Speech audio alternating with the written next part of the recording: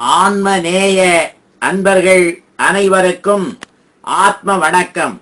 வேலூர் சித்த வித்தை தவ மையத்தின் சார்பில் நம்முடைய ஞானப்பிதா ஜெகத்சோதி சுவாமி சிவானந்த பரமஹம்சர் அவர்கள் உலக மக்கள் நலன் கருதி உருவாக்கிய சித்த வேத தத்துவத்தை உங்களின் செவிகளுக்கும் சிந்தனைக்கும் பயன் தரும் வகையில் தினம் தினம் வழங்கப்படுகிறது.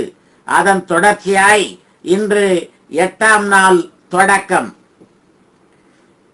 அதாவது சக்தி இல்லாமல் இருக்கிற தாவரங்கள் காய்ந்து விழுந்து போகிறது அல்லவா, அவ்விதமே நம்மிலும் சூரியன் இருக்கிறது. அந்த சூரியனுக்கே பிராணன் என்று பெயர். அந்த பிராணனாய் அக்னி சொரூபமாய் இருக்கிற சூரியன் நம்முடைய மேல் பாகத்தின் புருவ மத்தியில் இருக்கிறது. அந்த பிராணனாகிய அக்னி சொரூபமான சூரியனின் கிரணங்கள், முன் சொன்ன சூரிய கிரணங்கள் உலகத்தில் எந்த பிரகாரத்தில் வியாபித்திருக்கின்றதோ அதே போல் நம்முடைய சடத்தில் நகமுள்ள வரையும் வியாபித்திருக்கிறது. அதுவல்லாமல் மிகவும் மேலே இருக்கிற சூரிய கிரணத்தால் எவ்வளவோ கீழே உலகத்தில் இருக்கிற சத்யாதிகளிலிருந்து சத்தாய் ஜலரூபமாயிருக்கிற ஜீவனை சூரியன் எந்த பிரகாரத்தில் இழுக்கின்றதோ அதே பிரகாரத்தில் நம்முடைய எருக்குழியான வயிற்றிலுள்ள எருவில் இருக்கிற சத்தினை நம்முடைய புருவ மத்தியில் இருக்கிற பிராணனாய் இருக்கின்ற சூரியன் ஆகர்ஷித்து, அதாவது இழுத்தெடுத்து அசத்தான மலத்தை வெளியே தள்ளுகிறது. அதனால் சூரியனாய் அக்னி சொரூபமான பிராணம் இருக்கின்ற இடம் நமக்கு மேல்பாகமாகிய புருவ மத்தியிலாகும். அந்த இடத்திற்கே இருதயம் என்று பெயர். அது மாத்திரமல்லாது இருதயம் ஆகாசத்தில் இருக்கின்றது. அந்த ஆகாசம் எதுவென்று நீர் கருதி இருக்கின்றீர்? ஆகாசம் என்பது நம்முடைய சிரசின் மேல் பாகத்திற்கு மேலே காணப்படுகிறது. அது ஒரு காலம் ஆகாசம் அல்ல. ஏனென்றால் ஆகாசம் அதுவாக இருந்தால் அங்கேதான் இருதயமும் இருக்க வேண்டும். இருதயம் அங்கே இருக்கின்றதானால் நமக்கு பிரகாசிப்பதற்கு வழி உண்டோ? இல்லை.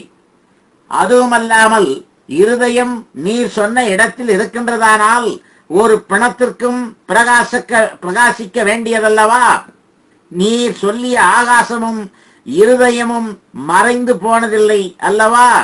அதுகொண்டு பிணத்திற்கு பிரகாசிக்காமல் இருப்பதற்கு காரணம் என்ன? செத்து போனதினால். செத்து போன போது அதில் என்ன இல்லை? ஜீவன். ஜீவன் இல்லாவிடில் பிரகாசம் உண்டோ? இல்லை. அப்பொழுது பிரகாசமாகின்ற வஸ்து எது? ஜீவன். ஜீவனாயும் பிரகாசமாயும் தன்னில் இருக்கின்ற வஸ்து தன்னிலிருந்து நசித்த போது பிரகாசம் இல்லாமல் ஆயிற்று. அதனால் எவ்விடமிருந்து பிரகாசித்திருந்ததென்று வெளிப்படுகிறது. அது தன்னிலிருந்தாகும். தன்னில் எவ்விடமிருந்து பிரகாசித்திருந்தது? மேல்பாகத்திலிருந்து.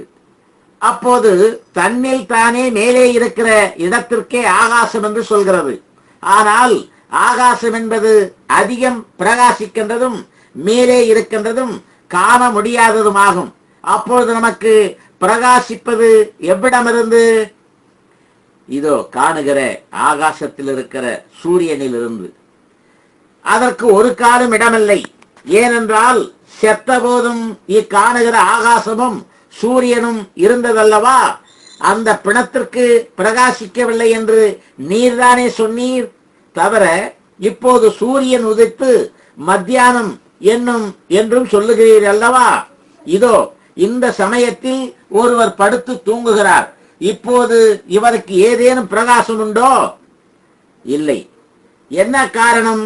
நீ சொன்ன ஆகாசமும் சூரியனும் இல்லையா? இவருக்கு ஏன் பிரகாசிக்கவில்லை?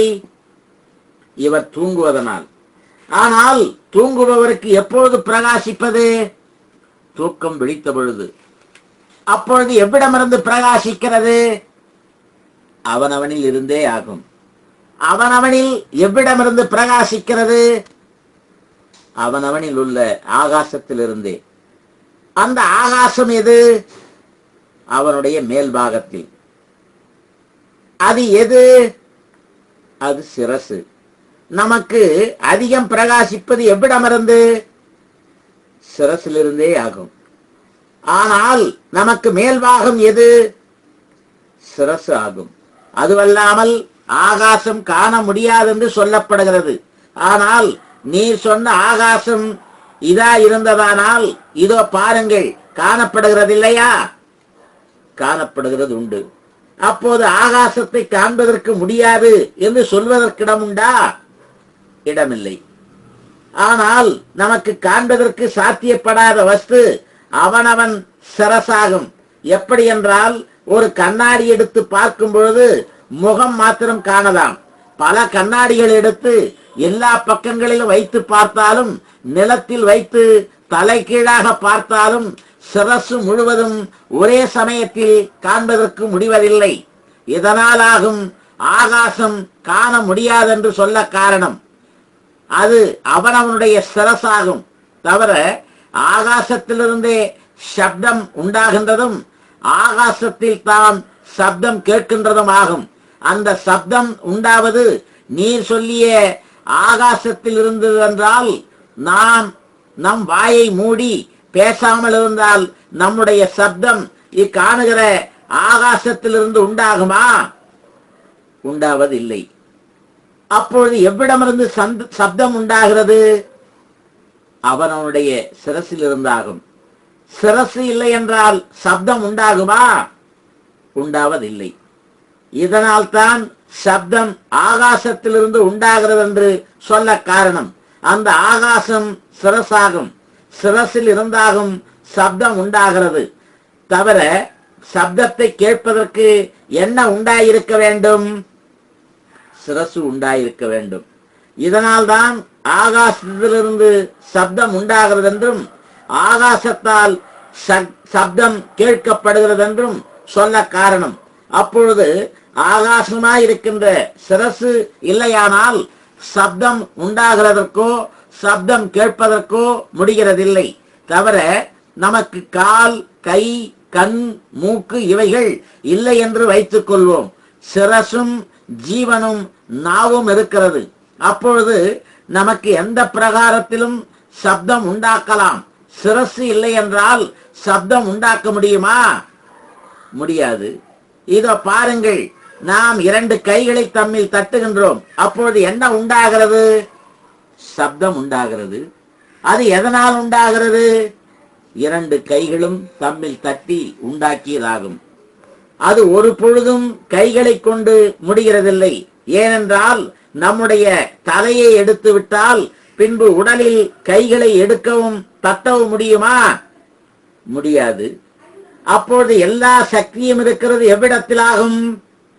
சிரசிலாகும். சிரசில்லையானால் ஆகாசம் என்றோ ஆதி என்றோ அந்தம் என்றோ யாதேனும் உண்டா? இல்லை. எல்லா நிலைமைகளும் எவ்விடமிருந்து உண்டாகின்றது?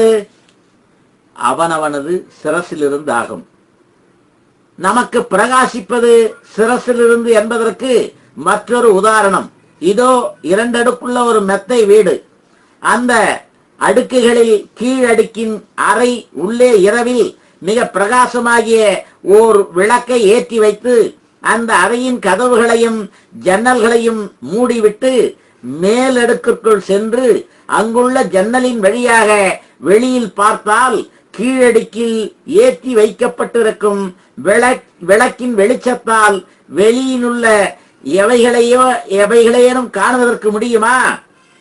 முடியாது. அது என்ன காரணம்? அந்த வீட்டினது கீழ் அடுக்கில் தானே பிரகாசம் இருக்கிறது.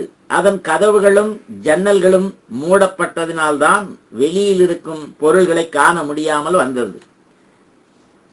இதே பிரகாரம் நமது இந்த ஜடத்தை இரண்டடுக்குள்ள ஒரு மெத்தை வீட்டுக்கு ஒப்பிடலாம். அதாவது கழுத்துக்கு கீழே கீழடுக்கு, மேலே மேலடுக்கு. இதில் கழுத்தின் கீழ் உள்ள கீழ் அடுக்கினுள்ளில் பிரகாச வஸ்து இருக்கிறதென்றால் கழுத்துக்கு மேலுள்ள மேலடுக்கிலிருந்து வெளியே பார்க்கும் பொழுது சுவாசத்தை காண முடியுமா? காண முடியாது. நன்று. நாளைக்கு தொடர்வோமா? ஆத்ம வணக்கம்.